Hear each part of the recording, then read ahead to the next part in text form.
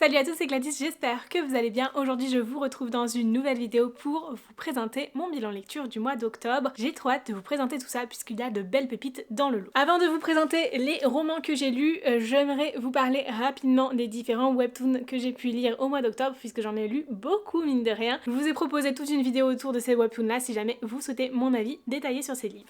J'ai donc lu tout d'abord Orage donc de Prince Rousse publié aux éditions K-Factory. C'est un livre que je n'ai pas vraiment apprécié et je l'ai abandonné, je n'ai pas été au bout de ma lecture malheureusement. Je n'ai pas accroché ni avec le trait de dessin ni avec l'histoire ou la manière dont les personnages s'exprimaient. Il y avait trop de choses qui me dérangeaient pour que ça me plaise vraiment. Pourtant le résumé avait l'air très intéressant et c'est bien dommage. J'ai eu une très belle découverte avec Distress, donc le premier tome de Todd M publié aux éditions K-Factory également. Franchement c'était génial, j'ai été embarquée du début à la fin dans cette histoire. Je m'attendais à apprécier cette lecture mais je pensais pas l'aimer à ce point. Vraiment j'ai adoré le côté urban fantasy qu'on y retrouve et l'enquête qu'on y retrouve aussi puisque les personnages font des études de journalisme et du coup sont amenés à plus ou moins enquêter pour développer un projet autour de disparitions mystérieuses qui ont lieu à Montréal. Bref, c'était génial. J'ai également découvert L'Enfant des Ténèbres donc de Liran et Min Jark, publié aux éditions Kamondo. Pour le coup ici, j'ai été très surprise par la noirceur de ce récit. Il y a des choses qui sont très sombres et très difficiles là-dedans. On parle notamment de maltraitance envers les enfants, ce qui est très difficile à lire par moment, mais en même temps côté politique et magie c'est super intéressant et j'ai hâte de découvrir la suite pour savoir ce qu'il va advenir de cette petite fille. J'ai découvert le premier tome de Seule la mort attend la vilaine aux éditions Kotun et c'est donc de Suol et franchement j'ai adoré, que ce soit les dessins qui sont juste magnifiques mais aussi l'histoire qui est très intrigante. J'ai été embarquée du début à la fin dans cette aventure et j'ai bien hâte de savoir comment ça se terminera et si la protagoniste réussira à aller au bout du jeu ou non. Bref, c'est super chouette, c'est très entraînant et on a aussi quelques jeux de pouvoirs familiaux ici qui sont mis en place qui apportent de la profondeur au récit aussi. Bref, j'ai hâte d'en savoir plus sur les personnages qui arrivent au fur et à mesure du récit également. Et surtout, j'ai eu un coup de cœur pour Paix à mon âme de Sweeney Boo publié aux éditions Hachette Graphique. Ici, les illustrations sont magnifiques, l'histoire est géniale, on a vraiment une ambiance sorcellerie, école de magie qui fait grandement penser à Harry Potter avec une intrigue très intéressante. Bref, c'était juste formidable et je vous invite vivement à découvrir ce livre.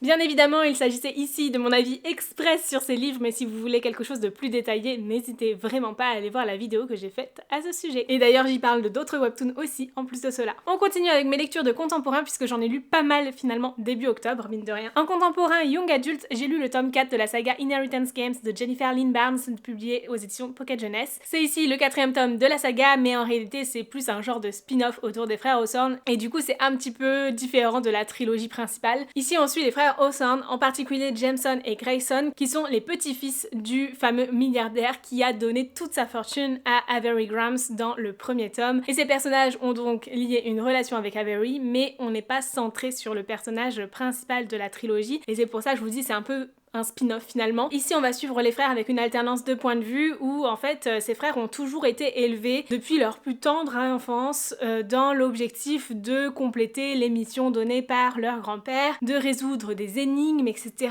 de cacher des secrets, et donc ils vont essayer de découvrir des secrets qui sont liés à leur père respectif puisque chaque frère de cette fratrie a un père différent mais ne l'a jamais connu. Et du coup on suit Grayson et Jameson avec une alternance de points de vue de l'un et de l'autre et on va les suivre du coup dans ce genre d'enquête autour de la recherche d'identité en fait qu'ils peuvent avoir à travers une résolution de nombreuses énigmes. C'est une histoire que j'ai vraiment apprécié écouter en livre audio qui m'a emporté en fait le long de mon écoute, mais pourtant arrivé à la fin je me suis dit ah j'ai lu tout ça, enfin écouté tout ça, pourquoi réellement? Parce que la fin de ce tome ne m'a pas convaincue plus que ça, j'ai pas eu l'impression d'avoir des éléments de réponse supplémentaires, d'avoir apporté quelque chose en plus par rapport à la trilogie principale qui m'avait déjà déçue par rapport à sa fin, et du coup là j'avoue que c'est un peu mi-figue mi-raisin, j'ai passé un super moment de lecture tout au long de ma lecture, mais à la fin j'ai été déçue de voir que ça s'arrêtait comme ça, de manière assez abrupte finalement, et ça c'est un petit peu dommage de ce côté-là. Et c'est d'ailleurs un livre que j'ai écouté sur l'application BookBeat, dont je vous parle tout de suite. BookBeat, qu'est-ce que c'est? BookBeat c'est une application de lecture sur téléphone, tablette, ordinateur, qui vous propose quelques e-books, mais surtout des livres audio. Ils sont disponibles en français pour beaucoup, mais un très grand nombre est également disponible dans d'autres langues, donc si jamais vous lisez en anglais ou en allemand par exemple, vous avez énormément de choix dans le catalogue également. Et comment cette application application fonctionne? C'est une application qui fonctionne sur une base de temps d'écoute. Vous allez avoir un certain nombre d'heures d'écoute en fonction de l'abonnement que vous choisissez, que vous allez ensuite pouvoir utiliser pour écouter vos livres audio. Et pour les e-books, vous pouvez les lire en plus sans limite. Côté tarif, vous avez l'offre basique qui vous propose 10 heures d'écoute par mois pour 7,99 €. Puis vous avez l'offre standard qui vous propose 20 heures d'écoute par mois pour 14,99 €. Et enfin, l'offre premium à 50 heures par mois pour 19,99 €. Mais bien évidemment, si vous voulez vous faire un avis avant de commencer un abonnement chez BookBeat, eh bien je vous invite vivement à utiliser mon lien en description qui vous permet d'avoir une utilisation de l'application pendant 60 jours et 20 heures d'écoute offertes. C'est valable pour toutes les personnes qui ouvrent un nouveau compte chez BookBeat. Il faut savoir toutefois que si vous écoutez votre livre audio en accéléré, seulement le temps d'écoute que vous allez effectivement écouter correspondant à la vitesse normale sera décompté. Et du coup, si vous l'écoutez un peu plus lentement, eh bien vous aurez aussi seulement le temps de vitesse normale qui sera décompté. C'est une application sur laquelle vous allez pouvoir retrouver les livres rangés par différentes catégories de genres. Vous allez aussi pouvoir très facilement, surtout sur la version ordinateur, classer les livres par format, donc sélectionner seulement les livres audio si c'est que ce qui vous intéresse, et en même temps sélectionner la langue pour ne voir que les livres qui vous intéressent réellement. Vous y trouvez de nombreux livres, donc il y a forcément quelques livres qui vous plairont. Le catalogue est un peu moins riche que celui de d'autres applications que l'on peut retrouver sur le commerce, mais ça vaut le coup quand même, et surtout avec la période d'essai gratuite que je vous propose, eh bien vous avez quand même la possibilité de lire quelques livres gratuitement, et franchement rien que ça vaut le coup je trouve. Bien évidemment, je vous recommande de découvrir Inheritance Games, vous avez le tome 1 et le tome 4 sur l'application notamment, mais je vous recommande aussi Le Prince Cruel, Twisted Love, Royal Blood, Hunger Games, Rosen, Steam Sailors, Ivy Wild, Witch and God, Cemetery Boys, etc. Bref, même s'il y a moins de livres sur cette plateforme que sur d'autres, vous avez quand même un choix relativement conséquent pour utiliser vos 20 heures d'écoute. Alors si jamais ça vous intéresse, n'hésitez pas à utiliser mon lien en description, et pour toute transparence avec vous, je touche une commission lorsque vous passez par ce lien. Alors je vous en remercie grandement puisque c'est grâce à ça que je peux vivre de mon activité sur les réseaux sociaux. Il est temps de continuer ce bilan lecture avec mes lectures contemporains, cette fois-ci New Adult, donc pour un public adulte. J'ai continué la saga Styx Riders de Calypso Cadelin publiée aux éditions Hugo New Roman avec le tome 4 qui a été un coup de cœur vraiment. Ce tome 4 est formidable. Dans ce tome, on va suivre Courtney qui est vraiment guidée par sa vengeance. Elle a subi un viol il y a quelque temps et elle essaye de s'en remettre coûte que coûte. Pour cela, elle a enfilé la peau de son alter ego, Méduse, et elle essaye un peu de faire sa propre loi, mais surtout de retrouver des repères qui donnent un sens à sa vie. Et pour cela, Courtney, ou autrement dit Méduse, n'a pas trouvé plus judicieux que de tuer le chef de gang qui l'a violée. Elle se retrouve alors dans un pétrin pas possible à demander de l'aide aux Styx Riders qui la prennent très rapidement sous leur aile puisque finalement ils sont très sensibles à la difficulté que traverse Courtney, mais il y a bien sûr des raisons bien plus profondes que ça à découvrir au fur et à mesure de cette histoire. Courtney se retrouve donc très rapidement sous l'aile de Snack, un Styx Riders au cœur bien tendre et très sensible qui va très rapidement être pris de compassion envers cette jeune femme qui s'est vraiment renfermée dans sa bulle et a beaucoup de mal à s'exprimer autour de ses émotions, et Snack va progressivement petit à petit briser la carapace de Courtney pour apprendre un peu plus à la connaître, mais surtout pour comprendre comment l'aider au mieux. Bref, c'est une histoire que j'ai vraiment adorée. Plus ça va et plus les tomes des Styx Riders sont sombres, donc attention. Il y a quand même des thèmes qui sont abordés ici qui sont très violents. On est en pleine guerre entre les différents clans de bikers, donc clairement je vous avertis, il y a des choses vraiment très très sombres dans ces tomes-là. Et pour autant ici on a des personnages très profonds, bien travaillés, qui vont apporter aussi du dynamisme dans cette histoire. J'ai vraiment adoré le personnage de Courtney qui se dévoile progressivement, qui est blessée mais pourtant qui reste battante, et surtout j'ai adoré Snack. Snack est juste génial. C'est un peu le bikers au cœur tendre, mais surtout en fait il est plein de dualité. Au moment où tout le monde va vouloir boire de la bière, lui préfère prendre un chocolat chaud, ce genre de choses, et franchement c'est tellement chouette de voir aussi qu'il casse un peu les clichés que l'on peut retrouver habituellement chez les bikers, et ça fait trop du bien en fait de voir que ça n'empêche pas d'être un bikers et qu'on n'a pas besoin d'être un cliché ambulant pour autant. Et vraiment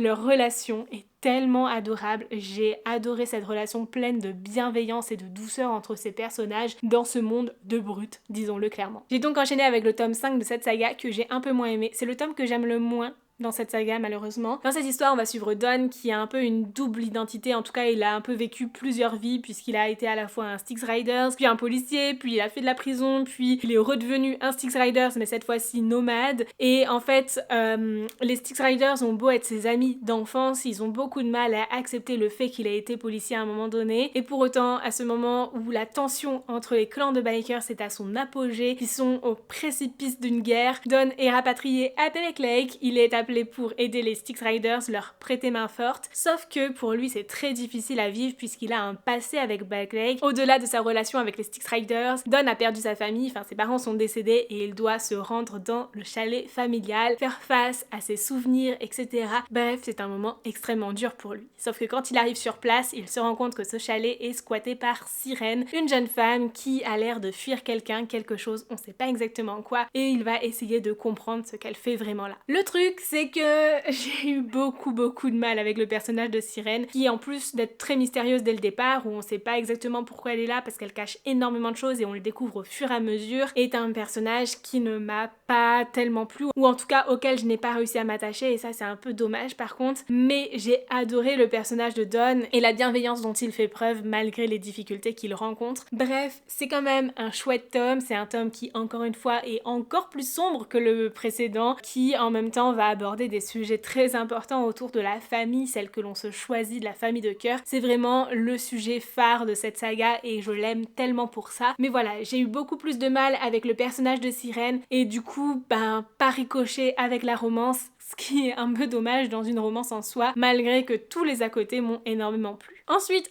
j'ai lu Un automne pour te pardonner de Morgane Moncomble, publié aux éditions Hugo New Romance également. C'est le premier tome de la saga Season, dont on aura un tome par saison. Ici on suit Camélia qui a été harcelée lorsqu'elle était plus jeune au cours de ses études et qui en fait aujourd'hui est apprentie avocate et en fait elle se retrouve à devoir faire face à une chose. Son bourreau est décédé et en fait le meilleur ami de celui-ci a été mis derrière les barreaux en étant accusé d'avoir commis le meurtre. Sauf que Camélia, elle, est persuadée que ce n'est pas lui, il y a des indices qui clochent selon elle et elle se retrouve très rapidement à devoir être l'avocate de cette personne sans pour autant savoir si elle peut faire confiance à son intuition ou non. Camélia se retrouve donc à être l'avocate de Lou McAllister et à essayer de comprendre ce qui s'est réellement passé au moment du meurtre, sachant que lui aussi a participé au harcèlement que Rory lui a infligé et on se retrouve alors à essayer d'enquêter pour savoir ce qu'il s'est passé tout en ayant une tension qui se crée progressivement entre ces deux personnes et on se rend compte que Lou est amoureux de Camélia depuis très longtemps, en tout cas il est attiré par elle depuis extrêmement longtemps et qu'il a très bien caché son jeu. Comme on dit souvent, de l'amour à la haine il n'y a qu'un pas, ou de la haine à l'amour ça marche aussi dans l'autre sens. Et bien finalement quand on a des sentiments très forts, c'est plus facile de faire croire qu'on déteste la personne que d'avouer ses sentiments d'amour et c'est un peu ce que l'on retrouve ici. Mais surtout, on a l'enquête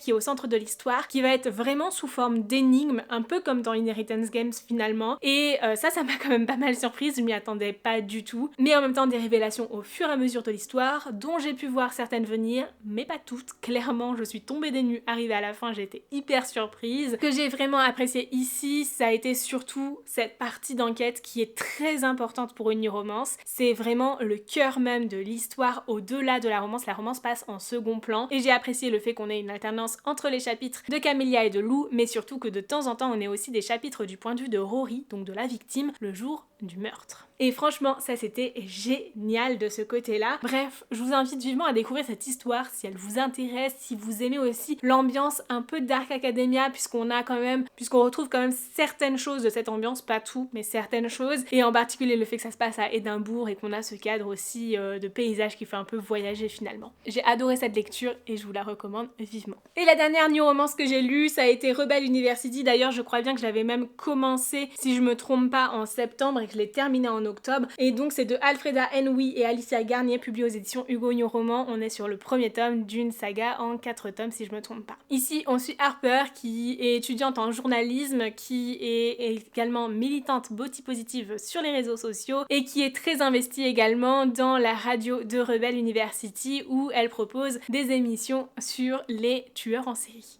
Oui, rien que ça. Et de l'autre côté, on va suivre Hunter Clark, le défenseur de l'équipe des Grizzlies, donc l'équipe de hockey de Rebel University. La rencontre entre deux va être étincelante, mais surtout suite à ça, ils vont se retrouver assignés à devoir faire des travaux d'intérêt généraux pour purger en quelque sorte leur peine, puisqu'ils ont enfreint les règles et les limites de l'université. Hunter et Harper n'ont pas d'autre choix que d'effectuer ces travaux d'intérêt généraux ensemble, ce qui va faire qu'ils vont se rapprocher progressivement, mais surtout Hunter ne comprend pas pourquoi Harper ne cède pas à ses avances. De son côté, Harper, elle, n'ose pas du tout croire que c'est réel. Elle ne comprend pas comment Hunter peut craquer pour elle, lui qui est si populaire, et vu qu'elle a subi du harcèlement à cause des personnes populaires de son lycée, bien forcément c'est quelque chose dont elle se méfie grandement, et elle vit aussi avec ça, avec son harcèlement passé dont elle essaie de se remettre encore aujourd'hui. C'est très intéressant de voir ces personnages progressivement s'entraider, grandir, se questionner aussi sur ces choses-là, et franchement j'aime énormément les messages qui sont passés à travers cette histoire, que ce soit autour du harcèlement scolaire ou encore du body positive. Vraiment c'est très intéressant de voir ces messages-là à travers cette histoire. En plus de ça, on est vraiment sur un tome qui est parfait pour l'automne. Alors oui, on est bientôt à la fin de l'automne et on arrive à l'hiver, mais franchement ce ne sera pas gênant non plus de le lire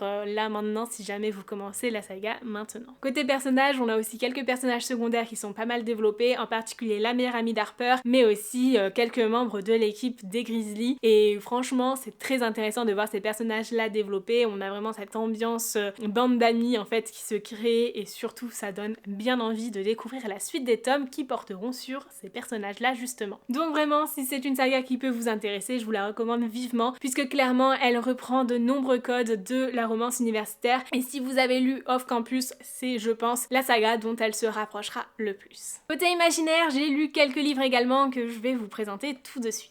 Tout d'abord, en jeunesse, j'ai lu Les Jumeaux Croche-Mort, le premier tome La Malédiction de Cassandra O'Donnell, publié aux éditions Flammarion Jeunesse. C'est une histoire dans laquelle on suit Auriel et Silence Croche-Mort qui ont perdu leur maman depuis très longtemps et du coup ils sont orphelins. Ils habitent donc dans un orphelinat avec tout ce que ça implique forcément. La pauvreté, le fait d'être un peu reclus, exclus du reste de la société. Surtout que Auriel et Silence ont des dons particuliers, ce qui fait que c'est encore plus difficile pour eux de s'intégrer dans la société et souvent les gens les craignent. Jusqu'au jour où ils apprennent l'existence de leurs grands-parents qui les invitent à venir habiter chez eux dans le manoir familial. Mais une fois sur place, rien ne se passe comme prévu. Une étrange malédiction s'est abattue sur la ville, ils sont obligés de rentrer chez eux très tôt dans l'après-midi après l'école, puisqu'une fois qu'il fait noir, interdiction d'aller dehors, les monstres se cachent dans l'ombre. Auriel et Silence n'y croient pas du tout, en tout cas pour eux ça semble tellement étrange qu'ils puissent pas aller dehors quand il fait nuit que du coup forcément ils essaient de s'y aventurer et ils se rendent vite compte que oui effectivement il y a bien des monstres et surtout d'étranges disparitions. Le truc c'est que tous les habitants de la ville les craignent aussi. Mais pas seulement parce que leur grand-père a du pouvoir sur cette ville, mais tout simplement parce qu'il se pourrait qu'Auriel et Silence aient un lien très étroit avec cette fameuse malédiction. Et je vous invite à le découvrir en lisant ce livre, mais franchement c'était trop chouette. Un roman jeunesse haletant qui est juste spooky comme il faut, pas trop, qui ne fait pas trop peur et qui en même temps est très prenant et avec une ambiance parfaite pour la saison d'Halloween. En tout cas j'ai adoré le lire à ce moment-là. Auriel et Silence sont hyper attachants, c'est des frères et sœurs qui ont une relation vraiment fusionnelle. Ils sont tous deux bien différents l'un de l'autre et pourtant c'est très chouette de les suivre tous les deux. On découvre une part des secrets de ce manoir, de cette ville, mais également certaines choses liées à leurs origines, mais pas tout dans ce premier tome, ce qui donne bien envie de découvrir aussi la suite pour en savoir plus autour de ces personnages. Et en plus de ça, on a une moralité très intéressante autour de l'acceptation des autres et de la différence. Franchement, c'est super intéressant de ce côté-là.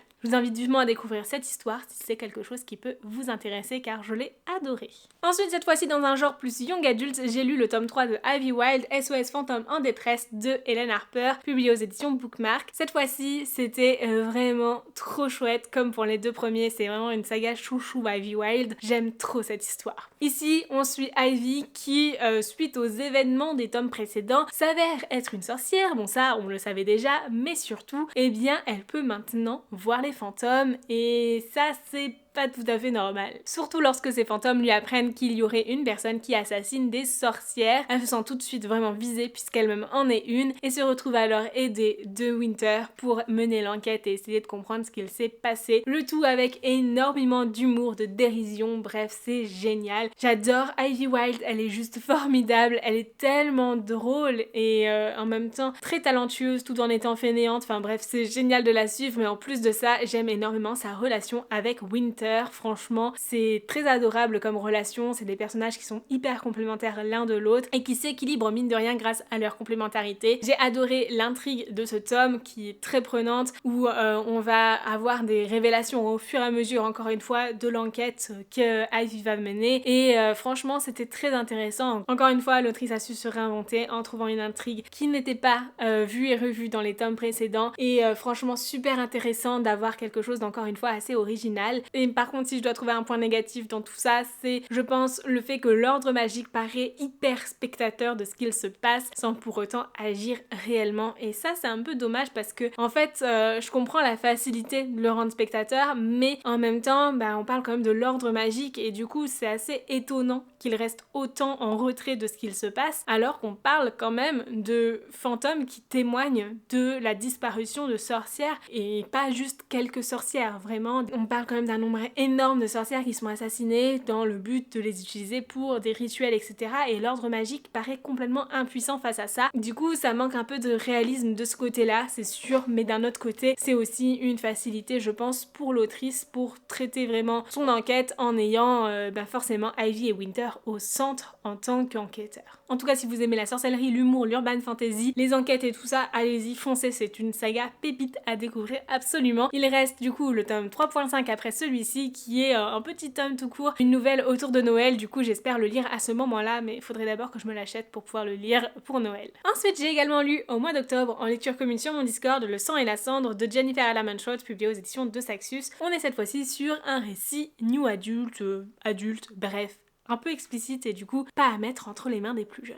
C'était pour ma part une relecture que j'ai vraiment adorée et d'ailleurs ça m'a permis de me plonger directement dans le tome 2 juste après et franchement je suis trop contente. Ici on va suivre Poppy qui est une jeune femme qui est promise pour les dieux et du coup elle doit rester pure, vierge, elle doit être innocente etc. pour être donnée en offrande. Poppy est loin de tout ça, elle est une jeune femme très curieuse qui va se questionner énormément sur le pourquoi du comment elle devrait rester ainsi et surtout pourquoi elle sera donnée aux dieux, comment ça va se passer, etc. Elle pose énormément de questions à ce sujet-là et elle essaye progressivement d'en trouver les réponses. L'histoire se passe dans un univers de fantasy où il y a différents types de créatures, mais surtout des créatures sanguinaires qui viennent de temps en temps attaquer les humains. Du coup, faut faire assez attention à sa vie, etc. Et du coup, Poppy est surprotégée et en fait, elle cherche aussi à se défendre par elle-même. Donc, en tant qu'intrépide, eh bien forcément, elle apprend à se battre, etc.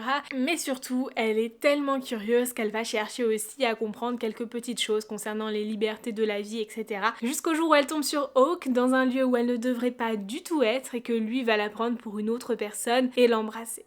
Sauf que l'histoire ne s'arrête pas là, loin de là, puisque Hawk se retrouve très rapidement assignée à être son propre garde du corps et du coup, en fait, elle se retrouve à devoir le côtoyer au quotidien, ce qui est bien compliqué pour elle. Mais ça, c'est encore rien du tout, puisqu'il y a tellement de choses encore à creuser du côté de l'univers, du côté des personnages, des types de personnages qu'il y a, de la politique qu'il y a en place, etc. Que franchement, juste l'histoire de Poppy et Hawk, c'est qu'une goutte d'eau dans l'océan que représente cette romantasy, le sang et la cendre. Même si la romance est quand même pas mal au centre de l'histoire et plutôt explicite aussi. Du coup, vous l'aurez compris, ici on retrouve surtout une romance avec une relation interdite, un jeu de pouvoir, mine de rien, que Hawk a sur Poppy, mais c'est pas si toxique que ça non plus, puisque Poppy est hyper consentante. Poppy a juste soif de curiosité et de s'apprendre elle-même. En fait, ce livre, c'est aussi le parcours initiatique de Poppy qui s'émancipe progressivement des injonctions qu'elle a subies toute sa vie, et franchement, c'est très intéressant de ce côté-là. Et on a aussi tout cet univers de fantasy qui est un petit peu abordé dans le premier tome mais qui est beaucoup plus développé par la suite.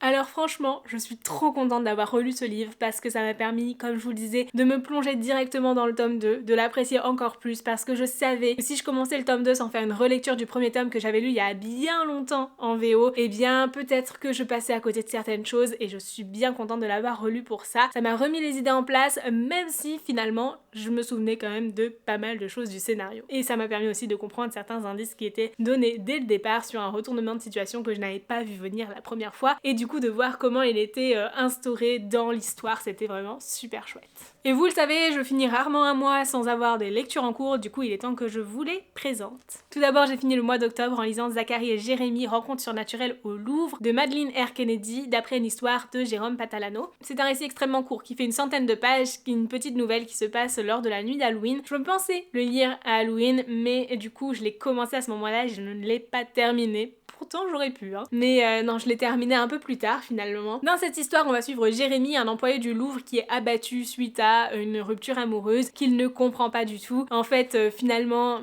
il s'est fait larguer par SMS et il a beaucoup de mal à s'en remettre. Pourtant, il faut bien, puisqu'ils sont sur le point de préparer une soirée de la plus haute importance, l'inauguration d'une nouvelle exposition dont la pièce phare et le vase du djinn Varak. Jérémie se concentre donc dans son travail coûte que coûte, mais surtout ce qui se passe dans cette soirée d'inauguration, eh bien c'est que chacun est amené à faire un vœu pour le fun. Sauf que les personnes qui font des vœux sont loin d'imaginer que ceux-ci vont pouvoir être réalisés. C'est alors que Jérémie fait un vœu sans vraiment se rendre compte et se retrouve alors dans une situation des plus cocasses mais surtout vraiment passionnée et torride avec deux autres hommes qui l'attirent grandement lors de cette soirée. Je vous laisse découvrir l'histoire, c'est clairement pour un public adulte. On est sur une centaine de pages avec une scène explicite, enfin on sent que le livre est vraiment écrit pour ça finalement. Mais en même temps, j'ai bien aimé le côté mythologique que l'on retrouve qui mine de rien est quand même assez détaillé et plutôt intéressant de ce côté-là. Apparemment l'auteur a prévu cette histoire pour être un one-shot à l'origine, mais quand il a été réécrit par Madeleine R. Kennedy, potentiellement que tous deux feront des suites à cette histoire. Écoutez, c'était bien sympa pour une soirée, mais c'est pas non plus le livre de l'année puisque comme on est sur une histoire courte, forcément il y a des choses que l'on ne retrouve pas, les personnages ne sont pas aussi approfondis que l'on pourrait retrouver dans un livre de 400 ou 600 pages,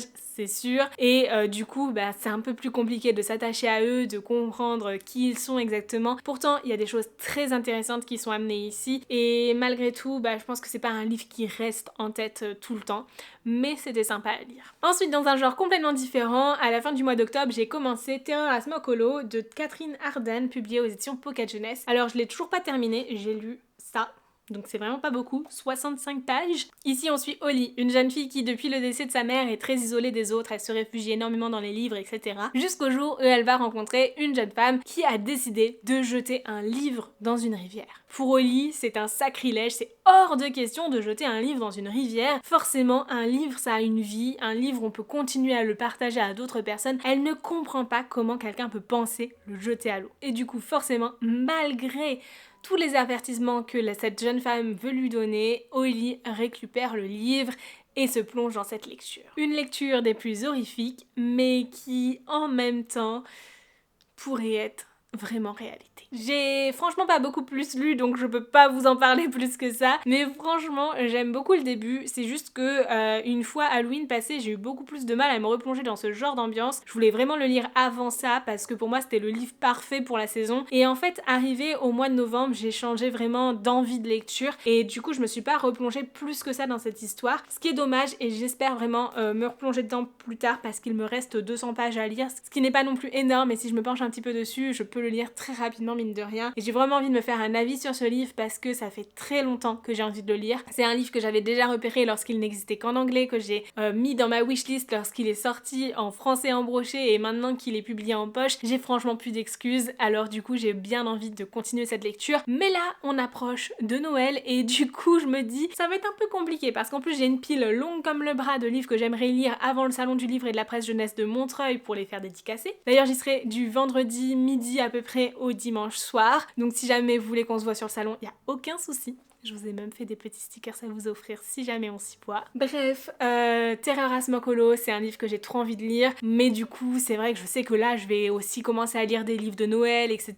Donc faut vraiment que je lise là maintenant tout de suite, sinon je me replongerai pas dedans avant je ne sais pas quel mois. Et côté lecture en cours, j'ai aussi Eden, donc comme quoi lui aussi je l'ai commencé en octobre et là maintenant le 9 novembre je suis toujours en train de le lire. C'est un livre de Shalini Boland, publié aux éditions Corrigan, c'est le premier tome des Vampires de Marchwood. Ici c'est l'histoire de Madison qui, avec son frère, est orpheline. Elle a vécu pendant longtemps de foyer en foyer et là actuellement ils sont dans une famille d'accueil où les choses ne se passent pas si bien que ça puisque le père de cette famille d'accueil a tendance à trop boire et à être violent lorsqu'il boit trop, surtout envers Madison. Madison ne rêve que d'une chose, avoir enfin son 18e anniversaire pour être libre, mais elle n'a que 17 ans. Et le jour où elle fête ses 17 ans, il se passe quelque chose de très étrange. Un notaire vient toquer à la porte pour lui dire qu'elle est héritière d'un manoir, que finalement ils ont un parent qui aurait cédé ce manoir et que ça fait des années qu'ils les cherchent, qu'une fois qu'ils avaient retrouvé Madison et son frère, ils devaient attendre qu'elle ait 17 ans pour les contacter. Maddie et Ben peuvent hériter de ce manoir et toute la fortune qui est liée à une condition d'emménager tout de suite dedans et d'y vivre pendant au moins un an. Ils se retrouvent alors tous deux, Maddie 17 ans et Ben 12 ans, à emménager dans ce manoir sans autre figure parentale et du coup forcément ils prennent énormément de liberté. Madison a toujours été très tentée par tout ce qui était un peu extrême et hors la loi entre guillemets, enfin en tout cas tous les interdits et du coup forcément la première chose qu'elle fait une fois qu'ils emménagent là-bas, après cette époustouflée de la beauté du lieu et de la grandeur des pièces, c'est d'organiser une fête. Mais bon, ce n'est pas que ça et elle va progressivement essayer de découvrir cette demeure de fond en comble et tous les secrets qu'elle cache. Vous l'aurez compris avec le titre, on est ici sur une histoire qui parle de vampires. Honnêtement, vous voyez où il est mon marque-page? Eh bien c'est le moment où on commence enfin à avoir des vampires. Ce qui est très intéressant ici, c'est qu'on a une alternance de point de vue et de temporalité puisque à chaque fois qu'on a un chapitre du point de vue de Madison au temps présent, mais aussi un chapitre à peu près 150 ans dans le passé du point de vue d'Alexandre. Bon, on suppose du coup que c'est un des vampires que l'on aura ensuite dans l'histoire. Alors c'est à la fois intéressant et en même temps j'ai beaucoup de mal avec cette lecture, je vous avoue, puisque je trouve que Madison est très immature. Franchement, je ne comprends pas comment elle peut avoir la responsabilité de son frère, organiser une fête où tout de suite lui va boire de l'alcool alors qu'il a 12 ans. Enfin, c'est complètement improbable qu'il y ait si peu d'adultes autour d'eux, à part une femme de ménage et un majordome qui sont là une fois sur 36. Et du coup, il y a pas mal de choses qui sont un peu inexpliquées et pas vraiment logiques. Madison a 17 ans, est capable de s'acheter une voiture. Et là, du coup, je me questionne en fait. Je me dis, mais comment un vendeur peut se dire je vais vendre une voiture à une adolescente de 17 ans sans figure parentale, sans responsable adulte, même si elle est fortunée, elle a 17 ans. Il y a ce genre de choses qui sont un peu particulières. Et le rythme est hyper étrange. Comme je vous disais, c'est qu'à la page 250 que l'on commence à avoir des vampires, enfin à peu près. Et du coup, c'est super lent en fait pour une histoire de vampires de ne les découvrir qu'à ce moment-là. Ça permet de comprendre les personnages, comment ils évoluent, ça permet aussi de comprendre le passé d'Alexandre et ce qu'il a pu vivre avec ses familles, puisqu'Alexandre se retrouve en 1880 à faire un voyage de fouilles archéologiques en Turquie avec sa famille et c'est ainsi qu'en fait on va découvrir des choses sur la légende des vampires, etc. Mais même ça, c'est pas assez creusé, c'est trop léger par rapport à ce qu'on a pu voir dans d'autres romans de vampires. Du coup, honnêtement, j'ai beaucoup de mal avec cette lecture. Je pense que j'irai quand même au bout parce qu'il me reste plus grand chose à lire et ça se lit très facilement par contre. Je pense que ça peut plaire aux personnes qui n'ont pas eu énormément d'expérience avec des lectures de vampires, mais pour ma part, j'en ai beaucoup. Du coup, c'est un peu bizarre pour moi en fait de faire face à ce livre-là où il y a finalement très peu de choses aussi en termes de mythologie autour des vampires et tout qui sont développées malgré l'intention de l'autrice. J'espère que ça s'améliorera par la suite, je croise fort les doigts, même si c'est pas vraiment certain vu les échos que j'ai pu avoir. Mais j'ai l'impression que ce livre c'est quitte ou double, c'est-à-dire que soit on l'aime pas du tout et il y a très peu d'entre-deux en tout cas. Voilà donc pour toutes mes lectures du mois d'octobre, c'était un mois extrêmement riche en lecture, j'en reviens vraiment pas d'avoir lu autant en un mois. Je pense sincèrement que le fait d'avoir organisé le challenge Frisson d'octobre m'a grandement aidé aussi à lire tout ça, puisque j'ai validé 2 fois mon challenge, une première fois avec des webtoons uniquement et une deuxième fois avec des romans uniquement, donc j'ai 8 livres qui sont rentrés dans des catégories pour ce challenge, malgré toutes les romances que j'ai pu lire qui elles ne rentraient pas dedans. J'espère sincèrement vraiment que cette vidéo vous aura plu malgré la qualité de l'image qui s'est détériorée au fur et à mesure de la vidéo puisque clairement en hiver il n'y a jamais de lumière. Je vous remercie grandement d'avoir regardé cette vidéo jusqu'au bout. N'hésitez pas à utiliser mon lien BookBeat en description pour bénéficier de 60 jours d'utilisation de l'application gratuitement. Vous pouvez bien évidemment vous désinscrire avant la fin de cette période de 60 jours pour ne pas être facturé ensuite si jamais vous ne souhaitez pas prendre un abonnement par la suite ou si vous voulez le prendre plus tard. En attendant la prochaine vidéo, je vous souhaite d'excellentes lectures, je vous fais de très gros bisous et je vous dis à très bientôt. Ciao!